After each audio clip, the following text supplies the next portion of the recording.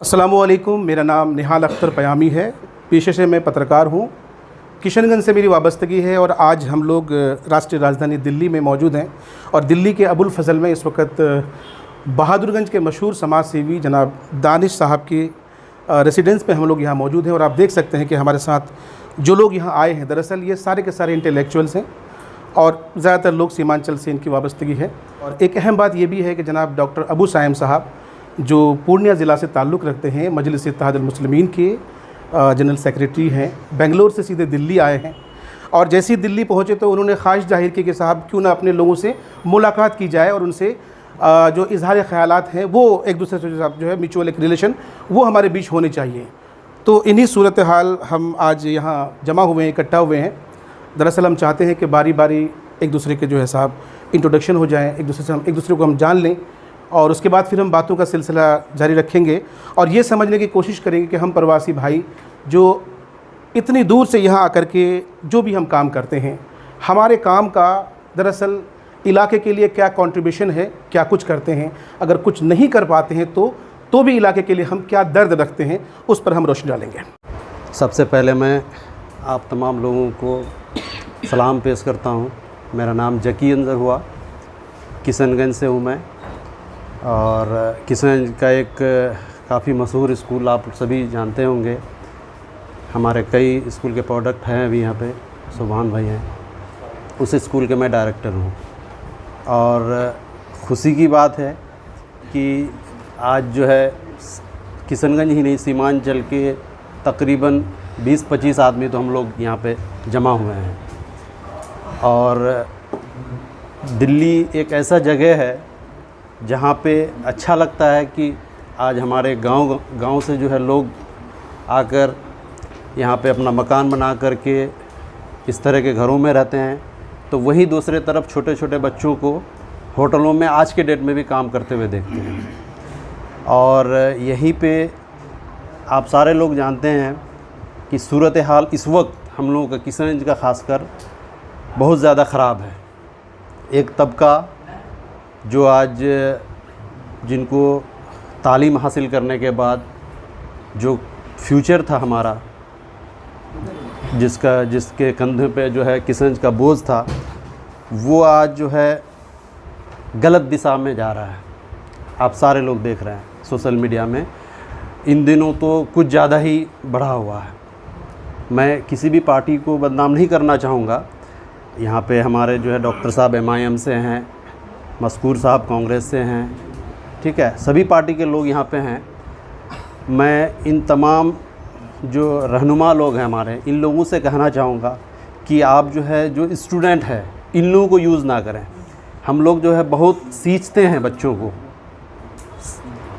एक बच्चे को जो है 8-8 साल 10-10 साल उसके पीछे मेहनत करते हैं, मेहनत करके फिर अपने आँखों के सामने में उन बच्चों को बर्बाद होते हुए हम देखते हैं। हम देखते हैं कि जो बच्चा बहुत अच्छा अपने क्लास में टॉपर स्टूडेंट होता था, जो आने वाला टाइम में डॉक्टर बनता, उनका ड्रीम होता था कि भाई मुझे डॉक्टर बनना है, एक अच्छा हॉस्पिटल खोलूँगा और आने वाला टाइम में जो है गरीबों का सेवा करूँगा, ये करूँगा, तरह तरह की बात बोलता था। और उन बच्चों को 2-4 साल के अंदर ही ये देखता हूँ आज के डेट में कि वो कहीं ना कहीं किसी न किसी नेता के पीछे दिन रात सोशल मीडिया में लगे रहते हैं और वो भूल जाते हैं कि इसके पीछे हम तो अपने नेता को, जो कल मुखिया थे या जिला पार्षद थे, उनको आप MP MLA बना देते हैं, कुछ लोग मंत्री तक बन जाते हैं, लेकिन आप जहाँ थे वहीं रह जाते हैं और हम अपना फ्यूचर जो है ना नहीं देख पाते हैं। और सबसे ज़्यादा खुशी की बात है दानिश भाई जैसे लोग यहाँ पे हैं जो काफ़ी दिलेरी के साथ यहाँ पे जो है लोगों के जो है ना हर सुख दुख में खड़े उतरते हैं। पहले का जो हमारा जो आज से 15-20 साल पहले का जो बैच होता था हमारे इलाके का, जो डॉक्टर इंजीनियर बने हैं उस वक्त और अभी में, उस वक्त के भी लोग जो है ना कोऑपरेटिव माइंड के थे। लेकिन आज जो हम लोग देखते हैं, अभी एक लड़का स्टूडेंट है, पार्ट टाइम जॉब करता है, साथ में वो क्या फ़िक्र लेके चले हैं कि भाई हमारे जो है ना गांव के बच्चे कैसे अच्छा करें, हमारे इलाके के स्कूल जो है ना कैसे अच्छा करें, लोग कैसे रोज़गार करें, कोई एक लड़का जो है रोज़गार में सेट है तो उनको जो है कैसे हम आगे दिशा दें, सही डायरेक्शन दें कि तुम आगे कैसे बढ़ सकते हो। तो कहने का मतलब कि अभी का ये जो जनरेशन है ये बहुत फ़िक्रमंद है। काश कि 20 साल पहले जो हमारे जो हम सीनियर लोग निकले थे वो लोग इतना कोऑपरेटिव माइंड के अगर होते तो आज जो सूरत हाल है अपने किशन जिला का वो आज नहीं होता और बेहतर होता। तो अभी जो हमारे जो जितने भी लोग यहाँ पे दिल्ली जैसे जगह में हैं या दिल्ली से बाहर कहीं भी हैं तो बड़ा कोऑपरेटिव माइंड के हैं। ये जो है ना पॉजिटिव बात है। किशनगंज आज जिस हाल में भी हो लेकिन इस चीज़ को देख करके आप सोच सकते हैं कि इस दौर में किसके पास टाइम है 1 मिनट का। और यहाँ गौर फिक्र करने के लिए हम बैठे हैं कि कैसे हमारा किशनगंज बेहतर हो, जबकि हम कैसे बेहतर हो ये जिम्मेदारी 4 MLA 1 MP साहब को दे चुके हैं। बावजूद इसके भी एक स्टूडेंट यहाँ पे आए हैं टाइम निकाल के, आप जॉब कर रहे हैं किसी कंपनी में, आप जो है छुट्टी लेकर के टाइम निकाल के यहाँ आए हैं कि जो है हमको कुछ प्लान करना चाहिए कि आगे ये जो है ये हमारे लिए खुशी की बात है। बड़ी खुशी होती है कि दिल्ली जैसे शहर में आकर के सारे आप हजरात से इतने सारे इंटेलेक्चुअल से एक साथ मिलने का मौका मिलता है। आज जहाँ लोग इतना बिज़ी हैं उस बिजी शेड्यूल से भी 5 मिनट अपने इलाके के लिए निकालना ये बहुत बड़ी बात है, ये बहुत बड़ी कुर्बानी है। आज यहाँ बैठने का मकसद और हमारा आपसे मिलने का मकसद ये है कि अल्हम्दुलिल्लाह जितने लोग यहाँ पर हैं सारे लोग बरसरे रोज़गार हैं और कुछ लोग स्टूडेंट हैं जो आगे इंशाल्लाह अच्छा करेंगे और बाकी सारे लोग अच्छा कर रहे हैं और समाज को बेहतर बनाने की एक अच्छी फ़िक्र रखते हैं। तो अक्सर हमारे समाज में हुआ यूँ कि नाअहल लोग सियासत में आ गए और नाअहल में कुछ पढ़े लिखे भी हैं और कुछ अनपढ़ लोग भी आ गए हैं।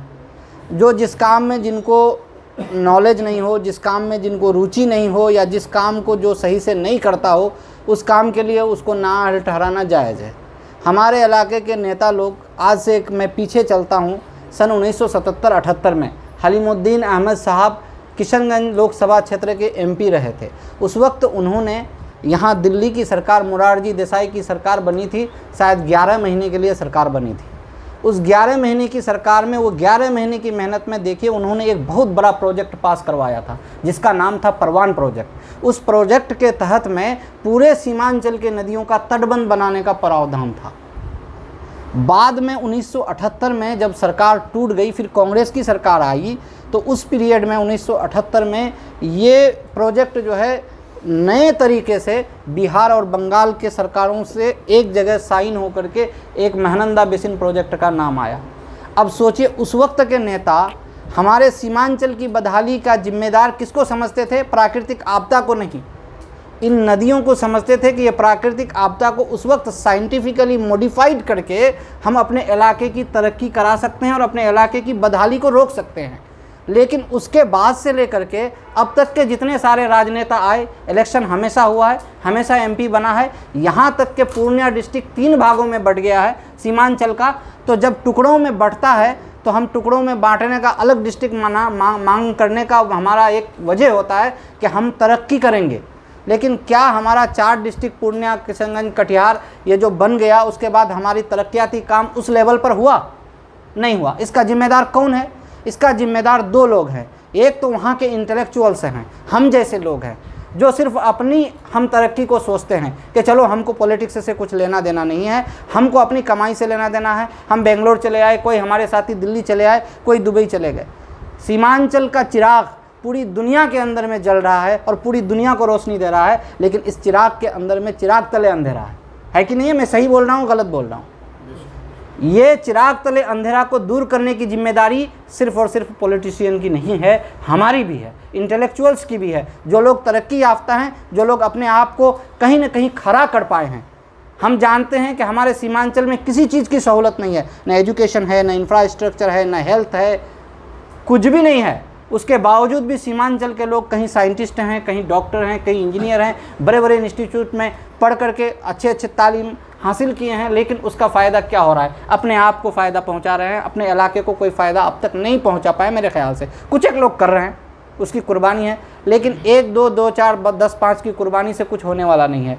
जब हम लोग पूरे लोग मुत्तहिद हो जाएंगे और पार्टी और पॉलिटिक्स को वहाँ तक करेंगे, सिर्फ सीमांचल की भलाई के लिए करेंगे, और पार्टी पॉलिटिक्स जब 5 साल के बाद उसका हम तुलना करके, उसका कंपैरिजन कर करके, उसके बाद उस वक्त हम किसको सपोर्ट करना है, किसको सपोर्ट करने से अच्छा रहेगा, हम में से ही किसी को चुन करके अगर सामने लाएंगे तो इंशाअल्लाह हमारी तरक्की ज़्यादा होगी। अब रही बात कि हम लोग जैसे 10-20 लोग यहाँ पर जमा हुए हैं, तो ज़रूरी है कि हम 1 से 20 लोग कनेक्टेड हैं ऐसे इंटेलेक्चुअल जिसको हम बहुत गहरी ताल्लुकात हैं हमसे। अगर हम उनसे फैलेंगे तो 20 बिसांग 400 होगा, और फिर वो 400 फिर 4000 तक पहुँचेगा इंशाल्लाह। तो ये सारे सीमांचल के अपने माटी के औलाद होंगे, तो अपनी औलाद को अपने सीमांचल के बारे में फ़िक्र है। तो इसी फ़िक्र को लेकर के हम चाह रहे हैं, हमारा यहाँ मिलने का मकसद ये है कि हम लोग पॉलिटिक्स से हट करके, पॉलिटिक्स में जो लोग एक्टिव हैं हर पार्टी के साथ, जैसे मैं MIM का ज़िला सचिव हूँ, भाई साहब कांग्रेस के ज़िम्मेदार हैं और कोई JDU के ज़िम्मेदार हैं, तो इनके जो जीते हुए प्रत्याशी हैं या जो हारे हुए हैं वो तो अलग है, लेकिन उनके लिए कोई वर्क तो करते हैं, ग्राउंड में वर्क हम लोग करते हैं, मजबूती के साथ करते हैं। हमारे साथ कुछ लोग होते हैं जो अच्छे बुरे की समझ नहीं रखते हैं, वो भी हमारे कहने पर हमारे साथ आ जाते हैं। अगर हम उनको कहते हैं कि ये अच्छा है तो वो अच्छा मान लेते हैं, ये बुरा है तो ये बुरा मान लेते हैं। तो उन लोगों को हमारे साथ चलाने के लिए और सही दिशा में चलाने के लिए इसकी जिम्मेदारी हमारी है। तो जब हम आज यहाँ सोच करके बैठे हैं तो हम ये सोच रहे हैं कि सीमांचल की पसमानदगी का असल वजह क्या है।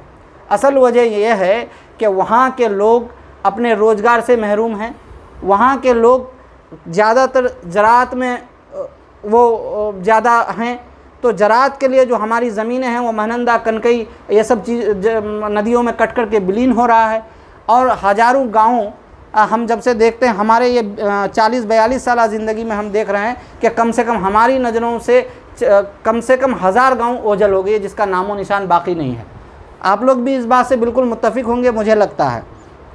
तो मेरा कहने का मतलब है कि अब इसका हल क्या है। अब इसका हल आया था कि 2004 में भी करीब 650 करोड़ रुपया 600 करोड़ रुपए का सैंक्शन हुआ महनंदा बेसिन प्रोजेक्ट के लिए, लेकिन उस पर तस्लीमुद्दीन साहब ने उसको जोड़ दे करके करवाया था सेंटर से, फिर भी उस पर भी काम नहीं हुआ। लेकिन इस बार कई बार सेंटर की सरकार और बिहार की सरकार दोनों जो है हम लोगों को एक झांसा दिया कि हम लोग काम कर रहे हैं। इसके लिए वहाँ पर ज़मीन अधिग्रहण के लिए लोग जाते हैं और फिर वापस आ जाते हैं कि नहीं, लोग अपोज़ कर देते हैं। तो अब ये जो अवाम है जो अपोज़ करती है, इस काम को होने नहीं दे रही है, उसके साथ हमको कैसे उसको समझाना है, उसको समझाने की जिम्मेदारी हमारी है। सपोज आज हमारा अमूर विधानसभा के अंदर में तालबाड़ी गांव स्कूल के साथ पूरे नदी में विलीन हो गई। आप देख रहे हैं वीडियो में, आपका और हमारा कलीजा कितना दहलता है उसको देख करके, उस मंज़र को। अगर आज से 5 साल पहले उस गाँव वाले को ये कहा जाता कि यहाँ तटबंध बनेगा जिससे आपका गांव जो है तटबंध के अंदर में आ रहा है और ये तटबंध जो है 2 किलोमीटर या 1 किलोमीटर दूर जाएगा, जिसके वजह से आपको यहाँ से विस्थापित होना पड़ेगा, वो नहीं होते। वो बोलते कि भाई ये कनकई का है, आज इधर कट रहा है, कल उधर चले जाएगा, कहते ना। लेकिन हकीकत ये है कि यह बिल्कुल आज कट रहा है, नज़र से वो देख रहा है, उसके बगल वाला गाँव कल कटेगा, उसके बगल वाले गाँव के लोग। अब देखिए कि हमारे गाँव में क्या होता है, अक्सर 2-4-10 ज़मींदार लोग होते हैं, बाकी लोग रैयत हैं, उनके पास खाली बैठने की ज़मीन है। अगर उसकी ज़मीन वो चली जाती है तो वो सड़कों पर रहने पर मजबूर होता है। हमने पिछले साल इलाके में हर गांव में 40-41 पंचायत में हमारा अमूर विधानसभा में मैंने घूमा, कम से कम नहीं तो भी 10 से 12 हज़ार परिवार ऐसे हैं जो रोड पर हैं या किसी दूसरी की ज़मीन पर भीख मांग करके टेम्पररीली बैठे हुए हैं। उसको सरकार को उस पर न ध्यान है, न मुआवजा है, न कुछ भी नहीं है। अभी सामाजिक भागीदारी वालों ने एक छोटा सा पहल किया है, उस पहल के बाद हम इसमें हम देख रहे हैं कि इससे कुछ होने वाला नहीं है।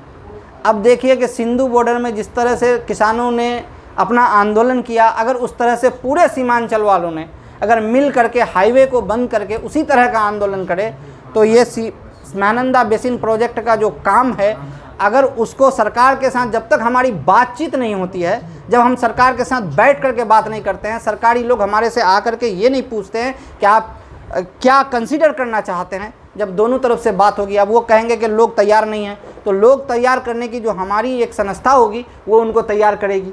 या फिर अगर सरकार को लगता है कि नहीं, इतने विस्थापितों को हम उसका मुआवजा या मकान नहीं दे पाएंगे, तो इसका दूसरा रास्ता क्या है, जहाँ पर नदी कटाव है वहाँ पर पुख्ता तौर पर तटबंध होना चाहिए, तो बहुत सारे लोगों की ज़मीन बच जाएगी, बहुत सारे लोगों का घर बच जाएगा। जब घर और ज़मीन, आज आप देखते हैं कि जो लोग लोअर मिडिल क्लास के हैं वो लोग बड़ी मेहनत मशक्क़त से दिल्ली, पंजाब, लुधियाना, बेंगलोर, कहाँ जा कर के बड़ी मशक्क़त से कमाते हैं। उसके बाद जो है 2, 4, 5, 10 साल की कमाई इकट्ठा कर करके 2 लाख, 4 लाख, 5 लाख का एक मकान बनाता है। वो मकान 10 मिनट के अंदर में नदी में विलीन हो जाता है।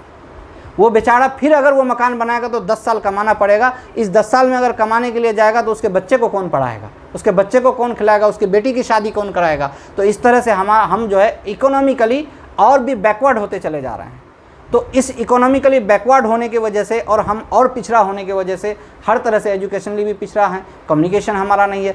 तो नदी कटाव का मसला अगर लोगों का हल हो जाता है तो इससे बहुत बड़ा जो है लोगों को राहत मिलेगी। इसके लिए हम चाहते हैं कि सारे लोग एकजुट होकर के हाईवे को जाम करें और ये नॉन पॉलिटिकल हो, सीमांचल की भलाई के लिए हो। सीमांचल मंच बोल करके इसका कोई नाम हो जिसमें सारी पार्टियां हों और वो किसी पार्टी को न कोसे, वो सरकार को कोसे और सरकार से उसका हिसाब मांगे, सरकार को सामने बिठा के बात करे। इंशाअल्लाह अज़ीज़ मैं समझता हूँ कि इस मसले का हल निकाला जा सकता है। सबसे पहले तो मैं दानिश भाई, साइम भाई और तमाम लोगों का शुक्रिया अदा करता हूँ कि आप लोगों ने हमें मदऊ किया यहाँ पर आने के लिए। मैं सीमांचल से नहीं हूँ, लेकिन मैं ये बता दूँ कि मैं मिथिलांचल से हूँ और सीमांचल और मिथिलांचल का रिश्ता ऐसा है जैसे एक घर के नीचे, एक छत के नीचे 2 भाई के बीच में जो रिश्ता होता है वही रिश्ता सीमांचल और मिथिलांचल के बीच में। और भाइयों के जो रिश्ते होते हैं वो ऐसे होते हैं कि सुख के, दुख के, सब के एक साथ होता है। तो जो सीमांचल के मसाइल हैं लगभग वही मसाइल हमारे मिथिलांचल के भी हैं। आपने कहा कि पूर्णिया के बहुत सारे इलाके, बहुत सारे गांव जो है अभी डूब चुके हैं, स्कूल डूब चुका है, हॉस्पिटल डूब चुका है। कमोबेश यही हालत अभी हमारे मिथिलांचल में भी है। और आप सब लोग जानते हैं कि मिथिलांचल का जो हर्ट कहा जाता है वो दरभंगा और मधुबनी का इलाका को कहा जाता है। अभी दरभंगा के अंदर बहुत सारे ऐसे गांव हैं, बहुत सारे ऐसे इलाके हैं जहां पर बाढ़ का पानी घुस गया है। आज से 10-15 दिन पहले वो पानी सिर्फ खेतों में था और वो खेतों से अब सड़कों पे आया और सड़कों से अब घरों में घुस गया है। और ये हर साल की कहानी है, कोई नई कहानी नहीं है। तो इसको मैं थोड़ा सा कहूँगा कि अगर थोड़ा सा इसको हम ब्रॉड कर लें, ठीक है, तो ये पूरे नॉर्थ बिहार की कहानी है। और नॉर्थ बिहार में लगभग 17-18 ज़िले आते हैं। और जहाँ नॉर्थ बिहार की ये कहानी है कि हमें बाढ़ से जूझना पड़ता है हर साल, वहीं साउथ बिहार की एक दूसरी कहानी है कि हमें सुखाड़ से जूझना पड़ता है हर साल। तो मतलब एक राज्य है, एक स्टेट है और वहाँ पे एक ऐसी समस्या है, एक समस्या पानी की। एक जगह पानी ज़्यादा हो जा रहा है, एक जगह पानी कम हो जा रहा है। अब इस समस्या का, इस परेशानी का जो हल है वो साइंटिफिक नज़रिए से निकलेगा।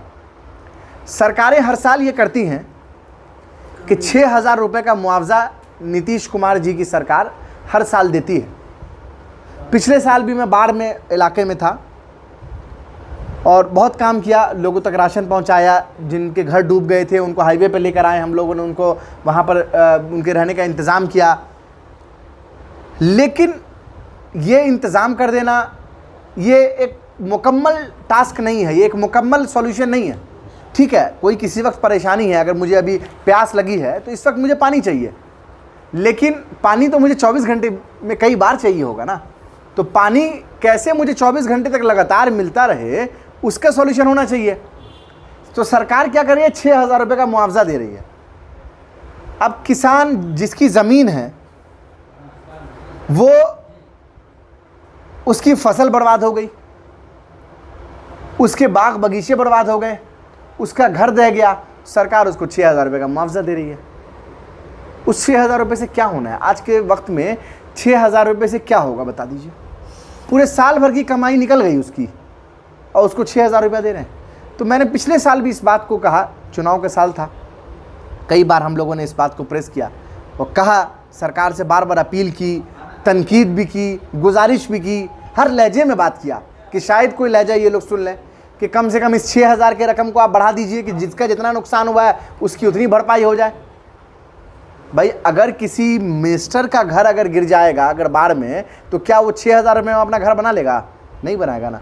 तो 6,000 रुपये में तो हमारे गरीब भाई, किसान भाई जो किसी भी जाति धर्म और समुदाय के होंगे, वो अपना तो झोपड़ी भी नहीं बना पाएगा। तो हमने एक और सजेशन दिया कि जो बाढ़ का जो पानी है, उस पानी को अगर हम जहाँ बाढ़ आती है और जहाँ सुखाड़ है, दोनों में कुछ कनेक्शन बना के अगर डाइवर्ट कर दें उस पानी को, तो जो पानी की जो समस्या है वो समस्या कहीं ना कहीं दूर हो सकती है। लेकिन उसके लिए साइंटिफिक टेम्परामेंट की ज़रूरत है। हालांकि नीतीश कुमार जी इंजीनियर हैं, उसमें कोई शक नहीं है, उनकी डिग्री भी ठीक है, बड़े साहब की तरह से उनकी डिग्री फेक नहीं है, लेकिन उनके अंदर साइंटिफिक टेम्परामेंट की कमी है।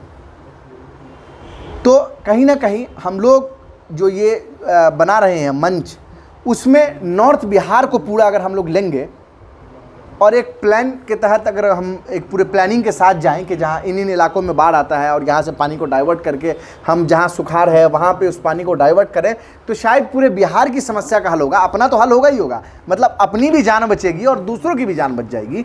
इस तरह का अगर कुछ सॉल्यूशन अगर हम लोग प्रोवाइड कराएं, हमारे बहुत सारे लोग जो हैं वो क्या नाम है एनवायरनमेंट पे काम कर रहे हैं, बहुत सारे लोग डैम्स पे काम कर रहे हैं, बहुत सारे लोग वाटर मैनेजमेंट के ऊपर काम कर रहे हैं। तो किस तरह से उसको बेहतर किया जा सकता है साइंटिफिकली, उसमें बहुत सारे हमारे लोग, हम भी जानते हैं कई सारे लोगों को, आप तमाम लोग कनेक्टेड होंगे ऐसे लोगों से, तो उनके साथ भी बैठ कर एक एक्सपर्ट की मीटिंग करें और एक ब्लूप्रिंट हम लोग तैयार कर लें कि बाढ़ से कैसे बचा जाए और ये जो पानी है इसको सुखाड़ के इलाके में कैसे पहुंचाया जाए, ताकि एक परमानेंट सॉल्यूशन हो जाए। ये लंबा प्रोजेक्ट होगा लेकिन एक परमानेंट सॉल्यूशन होगा, क्योंकि हमें अब इसका परमानेंट सॉल्यूशन चाहिए। क्योंकि बाढ़ आने की वजह से क्या हो रहा है कि पूरा इलाका बर्बाद हो जाता है, किसी तरह की कोई इंडस्ट्री नहीं लग सकती। मान लिया जाए कि अगर आप में से किसी के पास अगर पैसा है तो आप अपने इलाके में किसी इंडस्ट्री को नहीं लगाएंगे, किसी फैक्ट्री को नहीं लगाएंगे, क्योंकि आपको मालूम है कि जून का महीना शुरू होगा और बाढ़ का पानी आना शुरू हो जाएगा और अगस्त सितंबर तक अक्टूबर तक तो बाढ़ रहेगी, तो आप क्या बिजनेस कर पाएंगे वहाँ पर? तो बिजनेस की अपॉर्चुनिटी भी खत्म हो जाती है। ये भी एक सोचने वाली बात है। तो हमारे जो बिहार के लोग हैं वो मजबूर हैं कि वो दिल्ली में आके बिज़नेस करें, वो बेंगलोर जाएं, वो पंजाब में जाएं, वो उत्तर प्रदेश में कहीं जाएं या फिर अलग अलग कलकत्ता में जाएं, वहाँ जाकर वो अपना इन्वेस्टमेंट करते हैं। तो अगर ये समस्या का हल होगा तो मुझे लगता है कि जो बिहार का पैसा है और बिहार के लोगों की जो मेहनत है वो बिहार के अंदर लगेगी और इसी से खुशहाली आती है। जीडीपी क्या है? यही तो है भाई, कि भाई कहाँ का है, कहाँ लग रहा है। तो अगर ये सब अगर सॉल्यूशन निकलेगा तो ओवरऑल मुझे लगता है कि बेहतर होगा। इसमें जो है मिथिलांचल को भी साथ जोड़िए और जहाँ बोलेंगे, जिस तरह से बोलेंगे, किसी तरह से चक्का जाम करने से अगर कोई सॉल्यूशन निकलता है या जो भी मशवरे में चीज़ें आती हैं कि भाई हम लोग एहतजाज करें, प्रोटेस्ट करें, सरकार का ध्यान को आकर्षित करें, जो हमारे चुने हुए लोग जो लोकसभा में हैं या जो लोग विधानसभा में हैं उन तक इस बात को पहुँचाकर उनको भी सामने लाएँ, उनको बैठाएँ। हो सकता है कि अलग अलग पार्टी के लोग हों कि भाई कोई MIM के हैं, कोई RJD के हैं, कोई JDU के हैं, कोई BJP के हैं, लेकिन भाई घर जो दाता है तो BJP वाले के कार्यकर्ता का भी दारा है, कांग्रेस का भी है, MIM भी है, RJD JDU सब का है। ठीक है, तो ये बताना है कि भाई इसको थोड़ा सा पार्टी लाइन से ऊपर उठकर हम लोगों को इसको सोचना है, क्योंकि ये आवाम का मुद्दा है, ये इससे हम सब लोग परेशान हैं। अगर इस तरह का कुछ करेंगे हमको count mean, I am always there इंशाल्लाह। ठीक है, जब बोलिएगा हाजिर रहेंगे। बहुत अलैक तवक्कलतु अंत रब्बुल अर्शिल करीम माशा अल्लाह कान व मा लम यशअ लम यकुन वला हौला वला कुव्वता इल्ला बिल्लाहिल अलिय्यिल अज़ीम। अअलमु अन्ना अल्लाह अला कुल्लि शैइन क़दीर व अन्ना अल्लाह क़द अहाता बिकुल्लि शैइन इल्मा। अल्लाहुम्मा इन्नी अऊज़ु बिका मिन शर्रि नफ्सी व मिन शर्रि कुल्लि दाब्बतिन अंत आख़िज़ुन बिनासियतिहा इन्न रब्बी अला सिरातिन मुस्तक़ीम। या हय्यु या क़य्यूम बिरहमतिका अस्तगीथ, या हय्यु या क़य्यूम बिरहमतिका अस्तगीथ, या हय्यु या क़य्यूम बिरहमतिका अस्तगीथ। अल्लाहुम्मा इन्नी असअलुका मिन फ़ज़लिका इल्मन नाफ़िअ व रिज़्क़न वासिअ हलालन तय्यिबन व शिफ़ाअन मिन कुल्लि दा। अल्लाहुम्मा इन्ना नजअलुका फ़ी नुहूरिहिम व नऊज़ु बिका मिन शुरूरिहिम। अल्लाहुम्मा अय्यिदिल इस्लाम वल मुस्लिमीन, अल्लाहुम्मा अंसुरिल इस्लाम वल मुस्लिमीन। अल्लाहुम्मा हफ़िज़ना मिन कुल्लि बलाइद दुनिया व अज़ाबिल आखिरह। अल्लाहुम्मा इन्नी असअलुका इल्मन नाफ़िअ। अल्लाहुम्मा इन्नी असअलुका मिन फ़ज़लिका इल्मन नाफ़िअ व रिज़्क़न वासिअ। ला इलाहा इल्लल्लाहुल हलीमुल करीम। सुब्हानल्लाहि रब्बिल अर्शिल अज़ीम वल्हम्दुलिल्लाहि रब्बिल आलमीन। असअलुका मूजिबाति रहमतिक व अज़ाइम मग़फ़िरतिक वल्गनीमत मिन कुल्लि बिर्रिन वस्सलामत मिन कुल्लि इस्म। ला तदअ लना ज़ंबन इल्ला गफ़रतह वला हम्मन इल्ला फ़र्रजतह वला हाजतन हिय लक रिज़न इल्ला क़ज़यतहा या अरहमर राहिमीन या रहमर राहिमीन या रहमर राहिमीन। रब्बना ज़लमना अनफुसना व इन लम तग़फिर लना व तरहमना लनकूनन्न मिनल ख़ासिरीन। रब्बना आतिना फ़िद दुनिया हसनतन व फ़िल आखिरति हसनतन व क़िना अज़ाबन्नार। सल्लल्लाहु तआला अला खैरि ख़ल्क़िही सय्यिदना मौलाना मुहम्मदिन व अला आलिहि व सहाबिही व अज़वाजिही व ज़ुर्रिय्यातिही अजमईन बिरहमतिका या अरहमर राहिमीन।